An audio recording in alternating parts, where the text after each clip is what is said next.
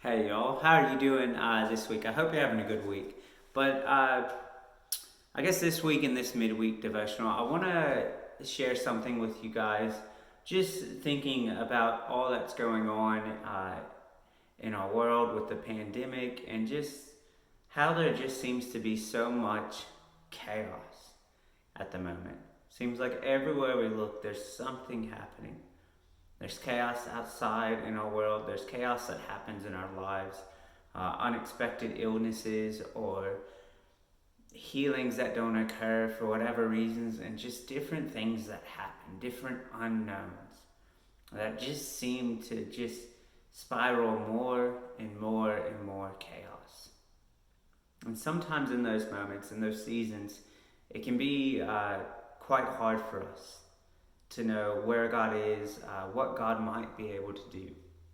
And I just want to share a scripture that's really been resonating with me in these kind of moments. And the scripture is found in the beginning of the Bible, and it's in Genesis chapter 1. And I just want to read verses 1 and 2, because so often we read past these and we miss something quite beautiful in this very, opening of our Bible that starts it all off.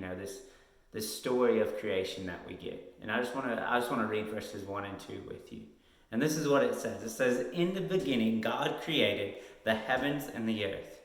The earth was formless and empty, and darkness covered the deep waters, and the Spirit of God was hovering over the surface of the waters." Now you might have just read that or heard me say it, if you didn't open up the Bible, I'd be like, what's Matt on about? Why is he's doing this opening, which, basically just tells us that there was nothing and the earth was formless and there's these deep waters.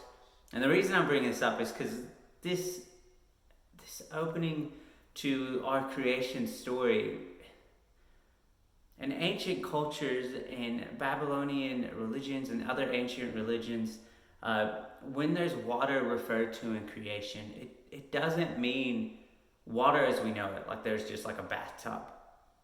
Waters in those ancient religions and in most ancient religions refers to chaos.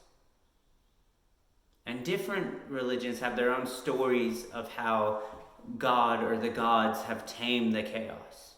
Usually it's through violence or some misuse of power.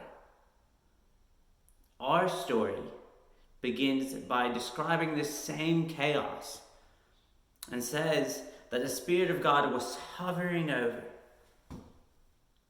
And if you go to the next verse, it would just say that God spoke and said, "Let there be light." And he separated the light and darkness. And I think there's something beautiful in the story of creation.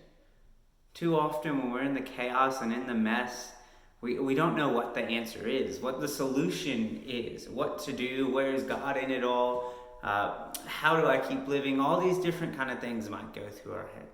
We might feel like we're isolated and alone. And I just want to encourage you that the story of creation shows us that our God can tame the chaos. If that's within you, if that's within creation, whatever it is, if we lean into God and who He is and His love and His grace and His mercy, and we dive in deeper and deeper and deeper, He can tame whatever chaos is going on. And that doesn't mean your situation will completely change. God unfortunately doesn't work like a magic wand. I wish He did sometimes. It'd be pretty cool just to be like, God, I need an extra $100. Can You make it happen? Maybe sometimes He might provide miracles and blessings, and I know God does that. But I know bigger than anything that I've found is that God sits with me in the chaos. And just like in this verse where it says the Spirit of God was hovering over the surface of the waters or the chaos, He's with you in it. He's hovering over it with you. He's trying to embrace you with His love in that moment.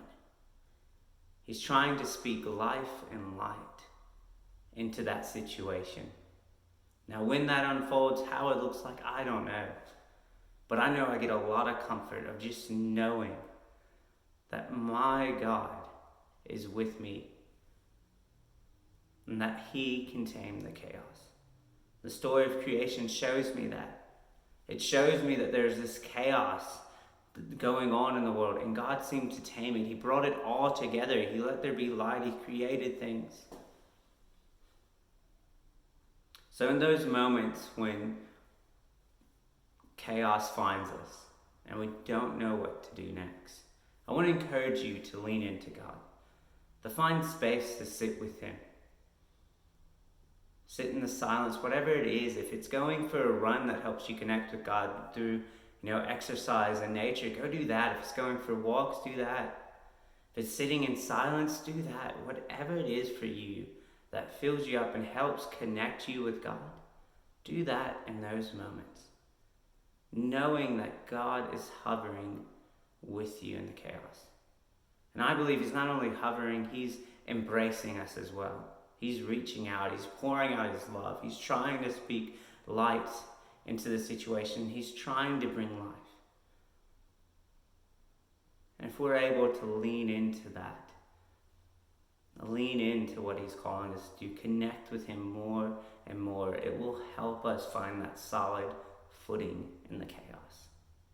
So I want to encourage you with that today, church. And I want to thank you so much for joining in for this midweek devotional. And may God's grace and peace be with you.